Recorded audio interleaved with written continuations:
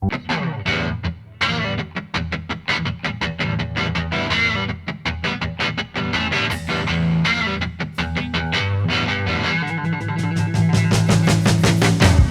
make that.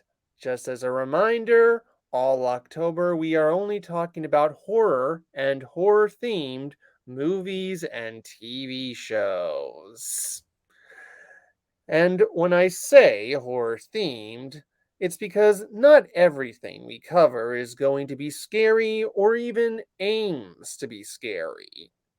In fact, this week we're going to be talking about something a little fabulous. Why do I say that?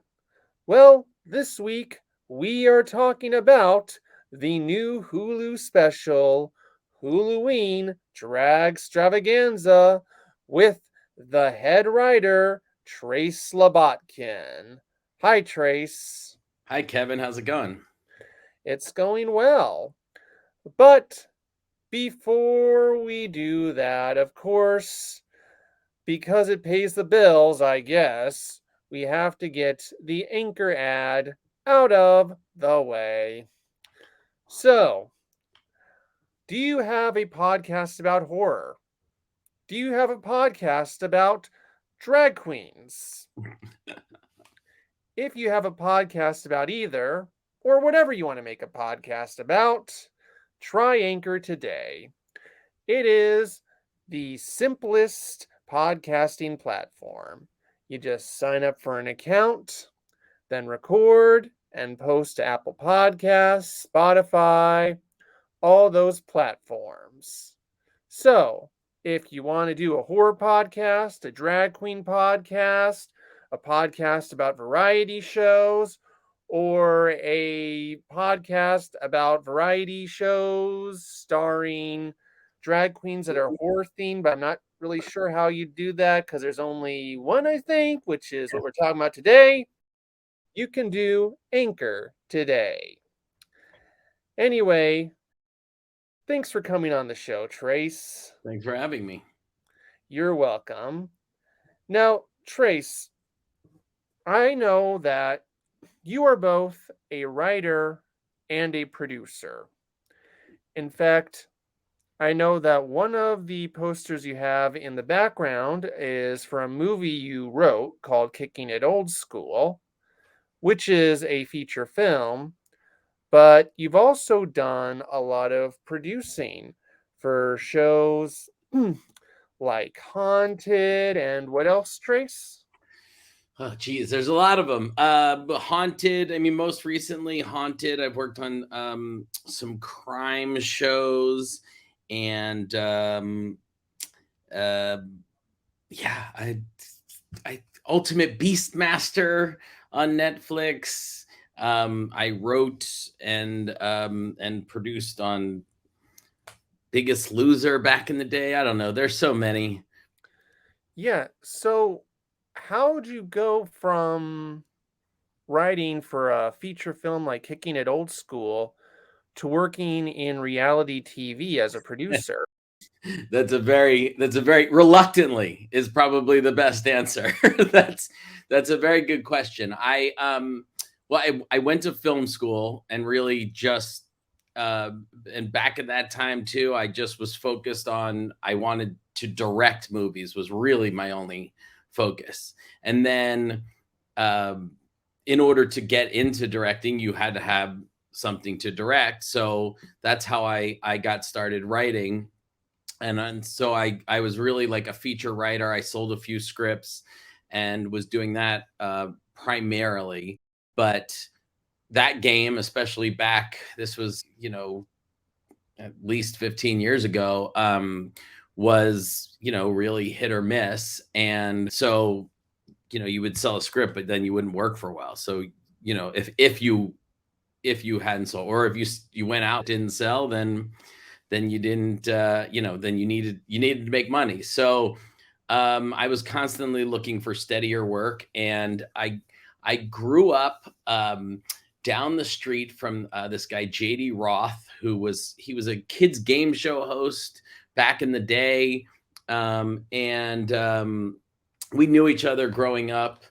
My mom owned a dance studio called Jazz Unlimited in Marlton, New Jersey, and JD took dance classes there, and I auditioned for commercials, and his mom was my agent, so we knew each other and crossed paths. And when I first came out here, he and I stayed touch, and we would get together every once in a while. And he started doing more producing, and would call me when he needed, like, hey, I need someone to go film some kids reading their Mad Libs. He did like a Mad Libs game show and little jobs over the years. And he started doing this show called Endurance, which was like a kids version of Survivor that was on NBC on Saturday mornings. And he asked if he needed a writer, and he was hosting, and he's like, you know my voice. We grew up in the same place. You know how I talk. You want to take a crack at writing it? And I was like, sure. So I did, and we worked well together, and that was kind of how we got our start. And then JD sort of blew up as a producer. He created this company, Three Ball Productions, which went on to produce Biggest Loser, Beauty and the Geek, and a whole bunch of other shows. And I sort of went along for the ride and just started writing host stuff. At the time, I was a big fan of reality TV, so I was a big fan of Survivor and all those shows. So I knew in my head the way they sounded or should sound, and so that's kind of how I got started doing reality. And I started writing and doing host stuff, and then I kind of got into some hidden camera shows. But it's reality, so a lot of stuff isn't written. And so as the years went on, when there's times when there wasn't writing, but they needed producing, I had been around it for so long. I was like, well, I can produce. So that's how I sort of got into producing. I just sort of transitioned into it. And a lot of times also, the writing and the producing, in reality, they'll call it producing, but a lot of it is writing. So, it kind of blurs the lines in that respect. Okay. Now, tell for the viewers, what is it like to be sort of this reality show producer, game show producer? Like, what does it entail?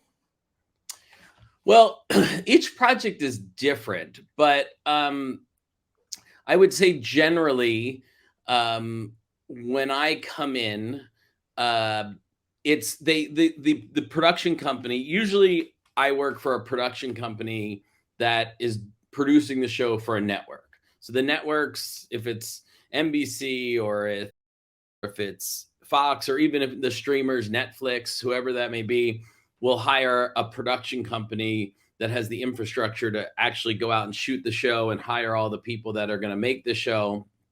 So that's usually, I get brought in on their end. And at that point, when I come in, there's usually an outline for what the show is. They've usually kind of figured out the show generally. It depends. So there's some shows where they have less. Like when I back when we did Beauty and the Geek and Biggest Loser, those first few seasons, they knew the show, but part of my job when I was writing those was to figure out how the show would kind of lay out, where the commercials would go, what was the best way to do this or that part of the show. I would help lay that out. But a lot of times the networks sort of know, they already have the production companies rather already know, okay, this is what the show is. And they've already probably started the casting process. So for like Haunted, when I came in, they had already started the casting and they had their stories. We did 6 stories. They probably had 10 or 12 stories. And we would come in and sort of interview these people and figure out which would be the best ones to make into episodes. And then from that point on, we write that up. The network and the production companies have their say. You whittle it down to the ones you're going to do, and then you sort of focus on getting that show made. Okay. Well, basically, it's just like producing any other kind of project. Like, I'm a podcast producer and I do many of those same things for, podcasts. I We'll say not all of them, like I don't really figure out where commercial breaks go, but a lot of the things you listed are things I do. So how did this experience lead you to become a head writer on Huluween's Dragstravaganza? So, I guess it's kind of a convoluted road in a sense. The I had experience, writing to begin with. So when I got involved in reality TV, it was easy for me to sort of jump into different styles of shows, and I would have been working with. I did this show called Dance Your Ass Off. That was for Oxygen, I think. That was like a weight loss dance competition show. They kind of combined the two. And so I started working with this company, 495 Productions, that did Jersey Shore and Tool Academy. I did a season of Tool Academy with them. And they had a hidden camera show for MTV called Disaster Date, which they brought me on just because the head of production and the head of the company, Sally Ann Salsano, and then Joel Zimmer, who was the head of production, knew from us hanging out and working together that I wrote comedy and that I hopefully am a funny person. So they brought me in on that show, and it was a learning curve to sort of learn how to do hidden camera, but it was my absolute favorite kind of show to shoot. And we ended up doing 4 seasons of that, and I was a writer on the first 3 seasons. By the 4th season, they made me head writer. And so I got that experience on that show of how to learning how to manage other writers and dealing with everything that comes with that, which is a lot of psychology, I guess, involved. And it helps, I guess most head writers have been writers. So it's knowing, how writers think, and also being sensitive to how sensitive writers can be. I had worked on shows, and still to this day sometimes we'll work on shows with producers that are managing the writers, and we'll just say, no, that's dumb, or that's stupid, or that's, and writers have it's very fragile egos in many senses, or they're just, there's a way to encourage writers, or to say, a lot of times you're going to hear something that is a dumb idea, but you don't want to be like, that's dumb. It's very discouraging for a writer to hear that. So you kind of have to learn how to talk to writers and encourage them. And also you want people to have those dumb ideas. You want people to feel comfortable enough when you have a team of writers, you want them to be comfortable enough to come up with any idea, because even the dumb idea someone might go, well, maybe not that, but what if it's this? So, you'll hear something and be like, that's not it. That's kind of, but it might spur another writer might hear that, and something might click, and they might go, what about this? Which is a really good idea. So there's a lot involved in the psychology of it, and making all the writers feel like their work is getting through, that they're being represented in the show, as well as, that they're being heard, that they're, not being discounted. And then sort of putting all these different people, all these different tones of the different writers together, so it all feels like one cohesive thing. So it's just kind of a learning curve, but I think I kind of learned that all on Disaster Date. And so when the Huluween Dragstravaganza came around, I was prepared to do it. Okay. Now, for the show, it's very much a modern take on like the 70s variety shows, Right. like Sonny and Cher, Donnie and Marie, The Muppet Show. Did you watch any of those shows to help prepare for it? Yes, you nailed it. We watched. There was a couple clips from the old variety shows that we watched, but I actually, when I was a little kid, I remember watching those on on TV, and I love those ones. Especially, I've always loved monsters and Halloween and special effects and all that stuff. Even from a little kid, my bedroom was like my office that I'm in now, but it had monster masks and everything all over the place. So I always loved that stuff, and I had watched all those variety specials, so those were imprinted in my head. And I watched the Muppet Show also, but one of the producers, George Coward, brought up the fact that, like, this is kind of like the Muppet Show. Like when we were first getting started, and we were talking about the songs and what the songs were going to be about and how they would fit into the show and the opening song and stuff. And George sort of made that connection, like, this is kind of like the Muppet Show. And I think he sent out a link for a clip on YouTube, and we watched it, and it was like, yeah, it has some connections to the Muppet Show. So I think I watched an episode or two of the Muppet Show to just kind of get to see how they would transition between the different sketches and the different little things they would do. But just to kind of give it that flavor, for sure. Yeah. And how about writing for the different drag queens and their personalities? Like, did they have input in how they wanted to be written, and like what kind of skits they wanted to perform? They didn't really have as much input into the sketches and the skits. The way it sort of all came about was the executive and the producer at Hulu, Taylor Grierson, this was his baby. I think it's been maybe 2 years. He had this idea that he wanted to do this drag queen variety special to help promote Hulu's Halloween specials, and thought he loves that, all the drag queen stuff, and thought, what better way to promote Huluween than with a drag queen variety show. So this was his baby. He had a lot of ideas coming into it of, let's have them get sucked into the TV, and let's do a thing about vampires that's kind of like a lament kind of song, and the whole idea of mummies being there's not enough mummy content there, and doing stuff with mummies that they're underrepresented. He had the germ of a lot of those ideas in there.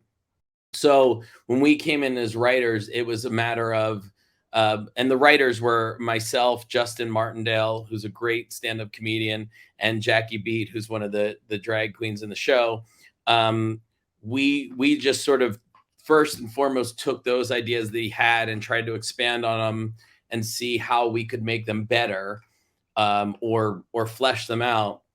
And while we did that, we also came up with some of our own ideas to bring the show together and to flesh it out. And so we just kind of batted around a bunch of different ideas and stuff that we thought were funny. I had watched a bunch of RuPaul's Drag Race in preparation for this show to kind of get familiar with a lot of the queens that we had in our show. Jackie was for sure, being in that world, knew a lot of them and had good ideas of who could do which parts. Same with Justin. And so we kind of had a general idea, but we were just really more wanted to write stuff that was funny, quirky, playful, kind of sketches. And then once we finished writing, we sort of went through and thought, this person would be best for this part, this queen would be best for this part. And then once they got on set, there was a bunch of times that they let the queens sort of do their own thing and give it their own sort of spin and personality to it. Okay. And I noticed that while it is mostly made up of drag queens, of course, there is one woman who's a burlesque dancer named Celine Luna. How'd that come about to put her in the show? She, I believe she pronounces it Selene, which we all Okay. messed up. So don't worry about that. We all, in fact, the music people, even when they first recorded the song, had rhymed Celine with something in her introduction, and we had to go back and fix that because they pronounced it wrong. Yeah, I Um, never get names right. don't worry about it. We all did, and she knows that. She's used to it. She corrected everybody when we had our first Zoom. She is there's people that are in our show like Gay Uncle Mario, Mhm, and then we have Landon Sider, who's a drag king, and Selene is in that world. She performs with them. She's really good friends with Jackie B, and so that's how they brought her in, just as a fun addition to kind of shake things up. And she's the best. She's so funny, and she was so great. And we were very sensitive to not we when Jackie brought her in, we wanted to make sure that we weren't stereotyping or doing offensive jokes with her. mhm, And the first Jackie had the really funny idea with the vampire song that she would be a mini version of mhm. Jackie, which was like, will she do that? That's really funny. That's great if she's with this guy and he's dancing around her, and she was down for that and loved that. And um and then when we did the I was writing the 80s parody of the 900 numbers, that the Ghoul Talk hotline thing. um and I don't remember if it was in our writers meeting or if I was punching up some stuff, and I just had the idea of doing something funny with an Annabelle kind of doll thing. Mhm, um that was very, also, I think, What We Do in the Shadows was on, the newest season of that was on at the time, and mhm. they had like a creepy doll in it. So I was like, gotta be really funny to just have something with like a creepy doll. We got to do a creepy doll thing. And Jackie was like, well, Selene's perfect, but let me see if she's up for it. And she was like, oh yeah, that's really funny, I'll do it. So that was a really funny, great little bit that she did. Okay, and you also mentioned that you did Zoom meetings, so how much preparation was, like, in studio and how much was through Zoom? um there was I mean, most of the writing and the figuring out the show was done on Zoom. Um, I mean, it actually came together generally easier than I would say than normal, in the sense that, a lot of times if you're doing a show like this, and when I say show like this, it's a unique show. So there's not a lot of shows like this. There's not a lot of variety type shows anymore. So it's rare that you get to do something that's like that. So that was really fun to do. But when you're writing different sketches and trying to come up with funny bits, um, it's it can be hard to try and find something that everybody likes or everybody thinks is funny. And this kind of came together easier than I thought it would in many circumstances, because we had Taylor's initial ideas that we expanded on, and we had one day where we got together in person on this balcony from the production company. They had this big outdoor space, so we were all, because it was still COVID concerns and stuff back then, um, which was like the beginning of the summer, I guess. And we had this meeting where we all just sat around, the writers and some of the producers, and just sort of were trying to come up with, like, it would be funny if we did this, or funny if we did that. And we wrote down a few of our favorite ideas. And I thought, okay, well, we'll start there. We'll write up some of those sketches. We'll see how they go. Then we'll do another round of this, and then we'll punch it up. But pretty much we came up with most of our ideas in that first meeting. We Most of them, that was like, okay, you write this one, you write that. We actually had a couple that we sort of fleshed out that didn't even make it into the show. But those ideas pretty much ended up being the show. And Jackie and Justin were such great writers that we sent it off to the producers, and everybody read it, and they liked it, and we had to change things here or there and fix things and cut things, but for the most part, all the ideas kind of came up that way. So we would have Zoom meetings after that to just work on the script and punch up those ideas. And then so that was probably the majority of working on the script and all the pre-production stuff. We did go down where we shot at this place, I forget the actual name of the studios, but it's in the valley here in LA. And we did go down a few times to look at the location because it was such a great, inspiring location. It's this big soundstage warehouse location that they used to shoot the show Teen Wolf in.